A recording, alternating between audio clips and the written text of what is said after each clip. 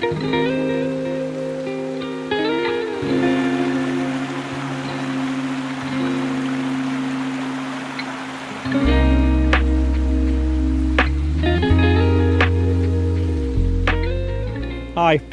my name's Cornelius O'Dea. You join me here in my place of work, Taymount on the River Tay in Scotland. We are demonstrating and going through the process of my signature rain of flies. First, I'd like to talk about the techniques and the principles that are involved with these flies. I got into fly tying at a very young age to create the perfect fly. It is the key to the process. The fish do not admire the rod. They don't bite the line. They only eat the menu. So for me, the three key elements, the rod, the line, and the fly.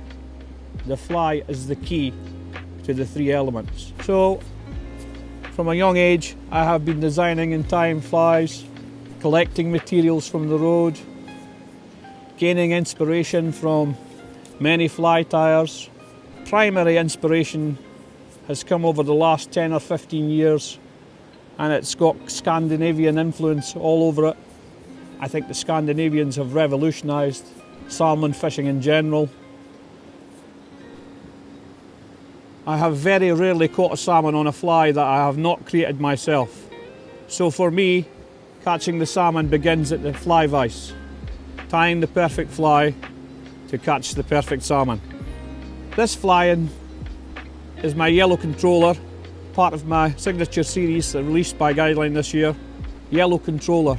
It comes from a set of 4 flies.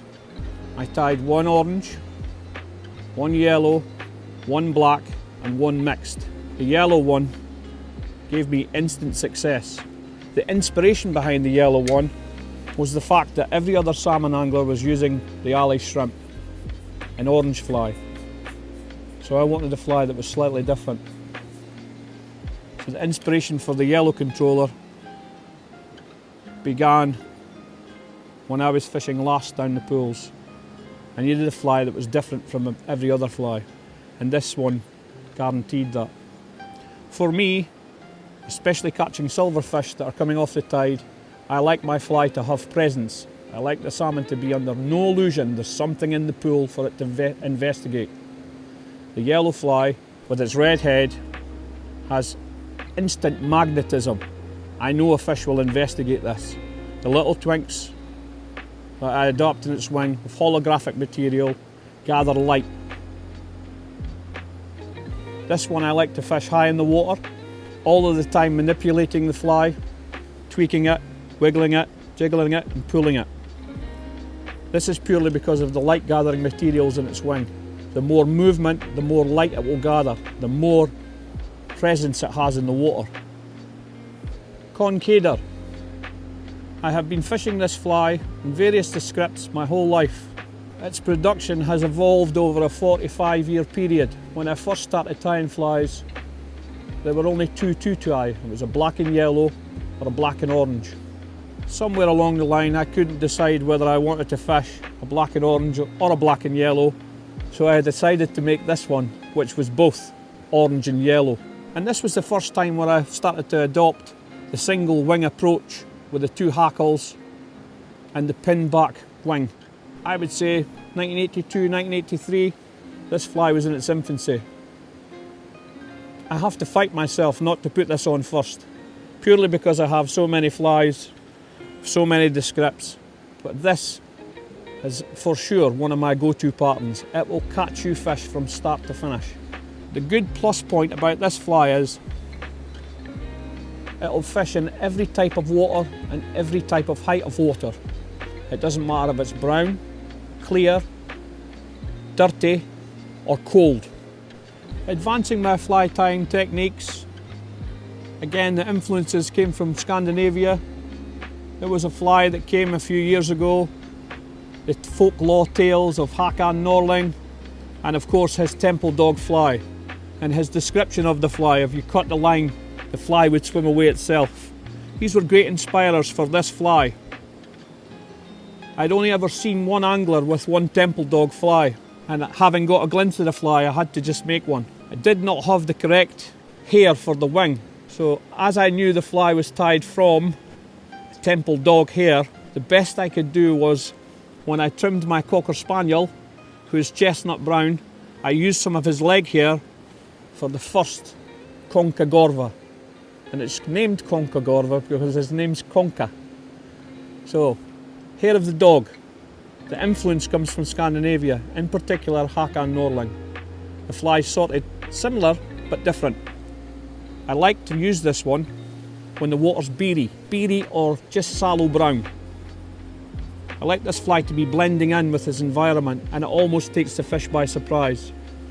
It also has some light gathering rainbow material in its wing, so it's always changing its appearance as it comes through the coloured water, and the little twinks just set it off in amongst the environment that it's blending perfectly to. I like to fish this one deeper in the river. This will be exclusively fished on sunk lines. I like this to be sneaking up on the fish, and then when the light gathers in the wing material, the fish sees a little flash of light, it magnetises to the fly, and everything goes tight. My next fly in the signature series is without doubt the fly that I'm most proud of.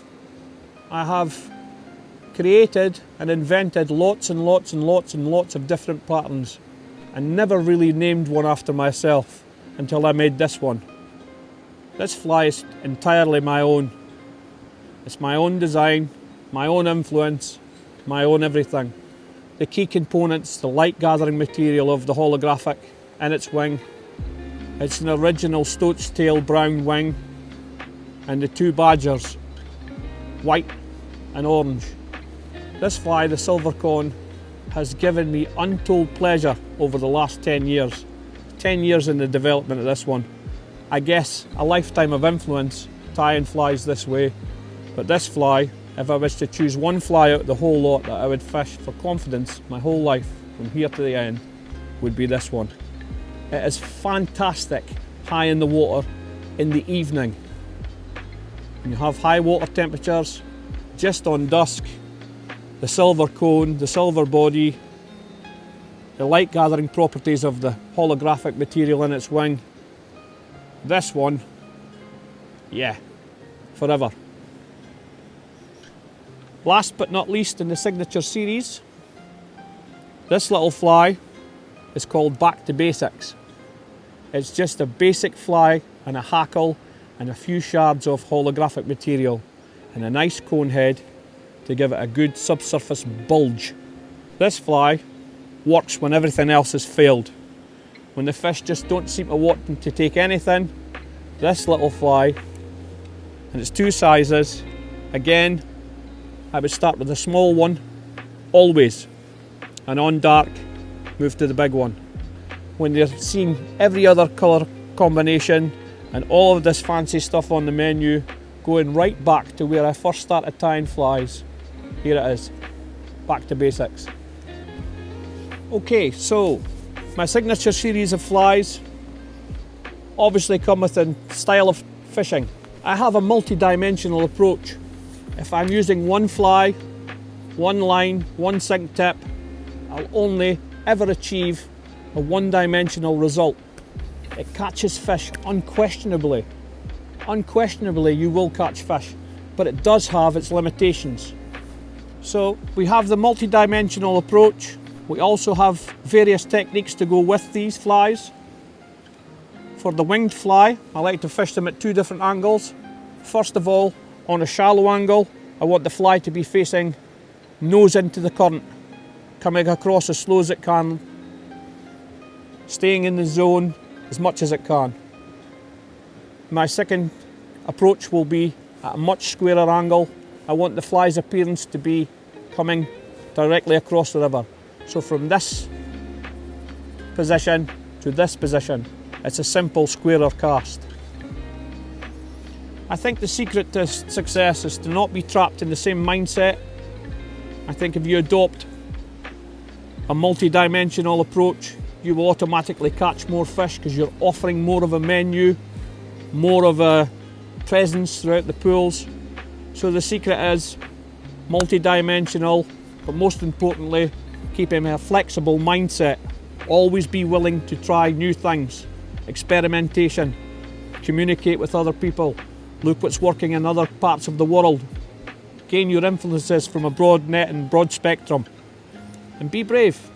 Get yourself a fly tying bench, try and create a little magic, and when you go to the river and succeed, there is no greater feeling.